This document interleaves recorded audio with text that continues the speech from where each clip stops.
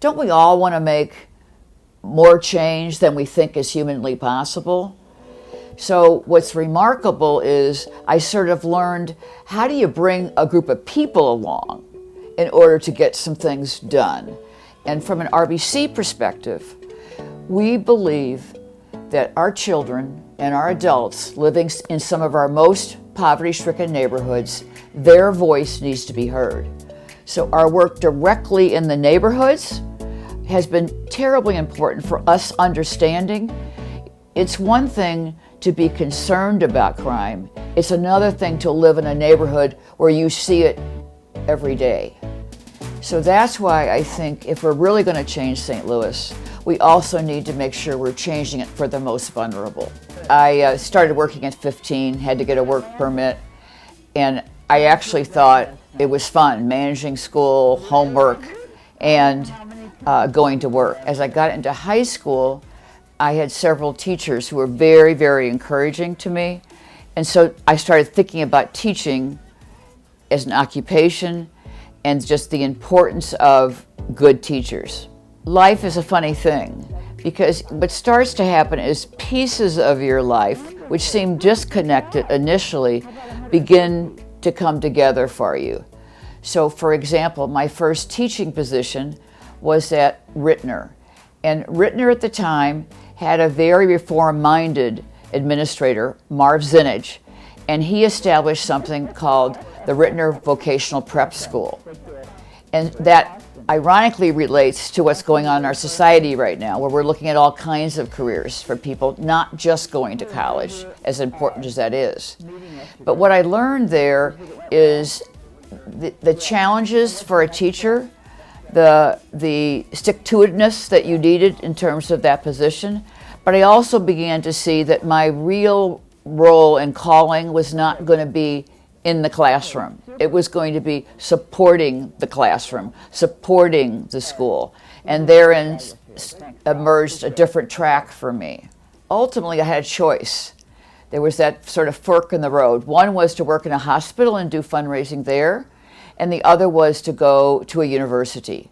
And ironically, the hospital job seemed very organized, lovely office. They knew exactly what they wanted me to do.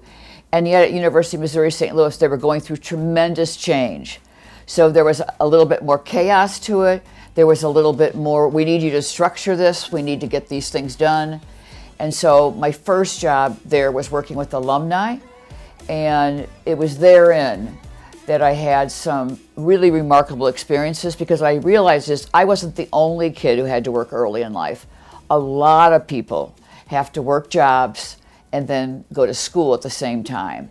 What seemed like a challenge ends up being a real strength, because for instance, I never had time to cram the night before. I had to plan. So now, I learned that skill of how to plan and sequence what needs to be done. Ultimately there, I was selected to be vice chancellor. I think when you choose a position that appears to be a bit of a challenge, it certainly is more interesting. There's more opportunity for growth. There's more ability to put your own stamp on something. And I had the pleasure to work with two chancellors. One, Marguerite Ross Barnett, who was the first Black chancellor. And she was an absolutely remarkable, driven woman. And then second with Blanche Toohill. And Blanche Toohill was loved by so many people. And I learned a lot from her about how you relate to people, how you keep some of your own private opinions, particularly about politics, to yourself, so that you can work in a much more comprehensive way with people of whatever their persuasions were. That's when I met Dr. Donald Suggs. And Dr. Suggs used to come up to me and he'd say, now listen, you need to be doing this, but don't worry about doing that. Or you need to be meeting with these people, but not necessarily with these people. So what he did for me, and I didn't ask him to do it, that's why some of the best mentors in life aren't the mentors necessarily you pick, but the mentors that emerge in your life and then stick with that throughout time. So the idea that Dr. Suggs is now on the Regional Business Council, how many years later, 30 years later, is absolutely remarkable. I've known Kathy Osborn since her days at UMSL, and she has always had a commitment to better educational outcomes for everyone. And so after she transitioned to the private sector as part of an innovative collective of mid-cap companies, she has maintained that commitment, that dedication, and has been an effective leader in bringing communities together to work for common goals, in this case, education for all. What drew me to it was the concept of broadening the number of business people involved in our community, and the timing was just right. And so really, I developed that with 20 founding members of RBC, and we developed a culture which we still have today, which we're action-centered. We're not necessarily a white paper group. We see an issue, we understand what needs to be done, and then we go in and do it. Often it's because we'll fund a nonprofit that's doing an excellent job in that area. James Clark over at the Urban League, for example, working directly in our neighborhoods, doing things that I could not do and most of our members could not do, but he corralled a team of people who could go into neighborhoods, be relatable, and basically find out what are the needs in those neighborhoods. The foundation is proud to give her the initial Champion of Education Award.